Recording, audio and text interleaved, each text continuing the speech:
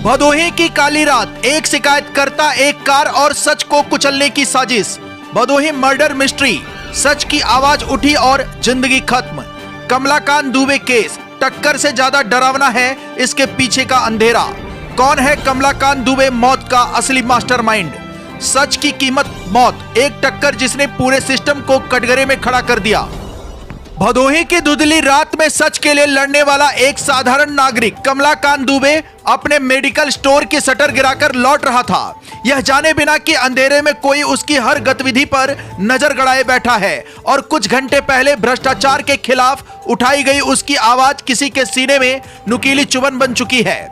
धसकरी गांव के विकास कार्यों में अनियमितताओं का खुलासा, ग्राम प्रधान मनीष कुमार यादव पर 9.49 लाख रुपए के दुरुपयोग का आरोप और जिलाधिकारी की जांच में भुगतान गड़बड़ी की पुष्टि के बाद उनके अधिकारों का निष्प्रभावी किया जाना, ये सारी घटनाएं किसी अदृश्य खेल की शुरुआत जैसी लग रही थी। और फिर रात करीब 10 बजे वह कार अचानक प्रकट होती है जिसकी हेडलाइटें मानो कमलाकांत के जीवन पर अंतिम फैसला सुनाने आई हो। तेज रफ्तार से आई कार की टक्कर के बाद सड़क पर पसरी खामोशी में सिर्फ एक सवाल तैरता रह जाता है, क्या यह महज दुर्घटना थी या पहले से बुनी गई साजिश? पुलिस जब 4 लोगों पर हत्या का केस दर्ज करती है, ग्राम प्रधान और कार मालिक सुजीत कुमार के पिता को पकड़ लेती है और मुख्य आरोपी सुजीत फरार बताया जाता है, तो कहानी रहस्य की गहराई में और डूब जाती है। क्योंकि प्रथम दृष्टया पुलिस भी मानती है कि यह घटना ग्राम प्रधान के कामकाज पर उठे सवालों से निकली चिंगारी की लपटें हो सकती हैं। लेकिन इस हत्या ने पूरे प्रदेश को एक बेचैन सवाल की गिरफ्त में ले लिया है। क्या भ्रष्टाचार के खिलाफ आवाज उठाने वालों के पास सच बोलने की कीमत अपनी जान से चुकाए जाने के सिवाय कोई विकल्प नहीं? क्या जीरो टॉलरेंस की नीतियां सिर्फ बयानबाजी हैं? क्या हर बार की तरह इस बार भी कुछ गिरफ्तारियां, औपचारिक जांच और सरकारी प्रेस नोट इस कहानी के क्लाइमेक्स की जगह लेकर फाइलों में धूल फाकेंगे?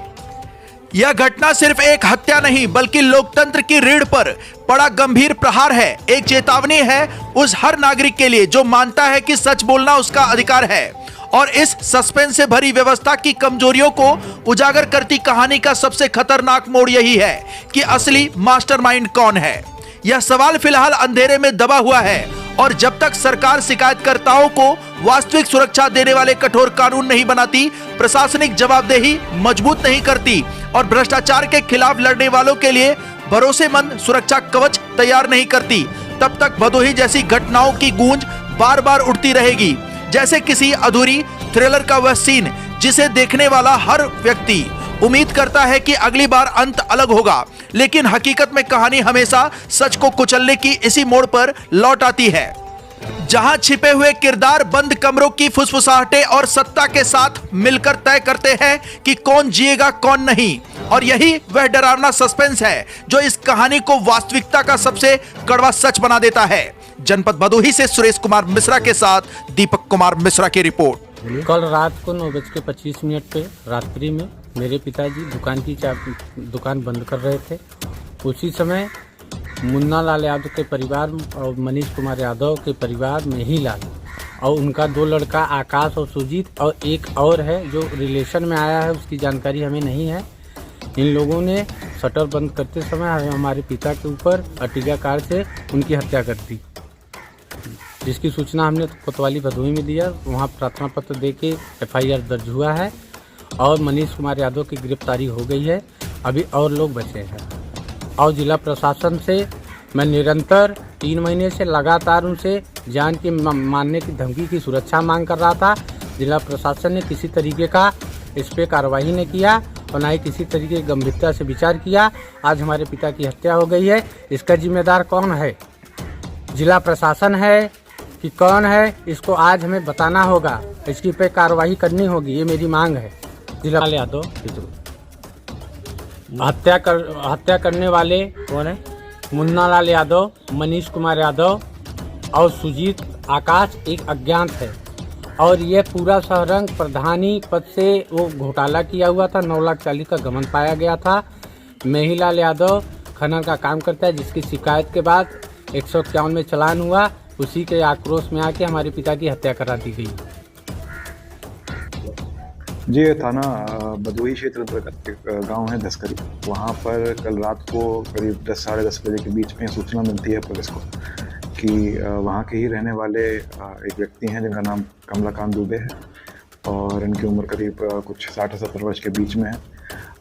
इनके द्वारा जो वहाँ का ग्राम प्रधान है और उसके जो परिवारजन हैं उनके विरुद्ध डीएम साहब के यहाँ पे और अन्य स्तरों पर जांच चलाई गई थी, जांच ऑर्डर करवाई गई थी, जिसमें ये भी हुआ था कि जो वहाँ ग्राम प्रधान है उसकी कल जो फाइनेंशियल पावर है उस पर एक आदेश पारित किया गया था डीएम साहब द्वारा, जो उसको रोका गया था, उनकी फाइनेंशियल पावर को सीज किया गया था। उसी परिवार के जो ग्राम प्रधान के परिवार के एक महिलाल हैं जिन पे कमलाकांत द्वारा यह आरोप किया गया था कि वो अवैध काम कराते हैं। उसी प्रकरण में कल स्थानीय थाने द्वारा महिलाल कल सुबह ही 151 में जेल भेजा गया था। कल रात को जब ये सूचना मिलती है कि जो कमलाकांत दुबे अपनी जब दुकान बंद कर रहे होते हैं, शटर बंद कर रहे होते हैं, तो पीछे से गाड़ी आती है और उनको टक्कर मार के चली जाती है। जब उनको इलाज के लिए लेके जाया जा रहा होता है तो रास्ते में ही उनकी मृत्यु हो जाती है। जब सीसीटीवी कैमरा देखा गया और आसपास के लोगों से पूछताछ की गई तो पता चला कि जो गाड़ी थी वो अर्टिगा थी और जो महिलाल का पुत्र है सुजीत, तो उसके पास भी अर्टिगा गाड़ी है और सीसीटीवी फुटेज में जिस तरह गाड़ी उनको टक्कर मारती हुई दिख रही है तो उसमें इंटेंशन और डेलिब्रेट तरीके से ये टक्कर मारी गई है। इसमें 302 मर्डर का केस इसमें पंजीकृत किया गया है और महिलाल यादव जो ऑलरेडी 151 में जेल में गया हुआ है वो इसमें षड्यंत्र में एक तरीके से शामिल है और उसके खिलाफ भी इसमें रिमांड बनवाई जाएगी इस मुकदमे में। और जो ग्राम प्रधान है मनीष, उसको भी हिरासत में ले लिया गया है। गाड़ी कौन चला रहा था कुछ पता लगा? अभी प्रथम दृष्टया जो बात निकल के आ रही है सुजीत की ही गाड़ी है और सुजीत कल से फरार भी है, तो माना जा रहा है कि सुजीत ही चला रहा था। इसमें जो ग्राम प्रधान जो मनीष है वो नामित अभियुक्त है, उसको भी हिरासत में ले लिया गया है और महिलाल ऑलरेडी इस टाइम जेल में है। आरोप लग रहा है सर कि मनीष भी गाड़ी में बैठा। जी हाँ, इसकी एक बार वेरिफिकेशन करा लिया जाएगा सीडीआर एनालिसिस से और बाकी सीसीटीवी फुटेज में भी देखा जाएगा कि वो गाड़ी में बैठा था नहीं बैठा, लेकिन ये क्लियर है कि वो भी इस कॉन्स्पिरेसी में था। पहले भी सर धमकी एक शिकायत उसकी भी की गई थी। जी हाँ, इसमें पूर्व में भी अक्टूबर माह में भी एक मुकदमा पंजीकृत किया गया था मारपीट का, जिसमें कमलाकांत द्वारा ये आरोप लगाए गए थे इन लोगों पर और उसमें मुकदमा पंजीकृत करके उसमें चार्जशीट भी की गई थी। और ये जो जांच का सिलसिला चल रहा था और जो भी आरोप प्रत्यारोप लग रहे थे, इसी प्रकरण में मुझे ऐसा प्रतीत हो रहा है कि उसी कॉन्स्पिरेसी में इस तरह की घटना को अंजाम दिया गया है।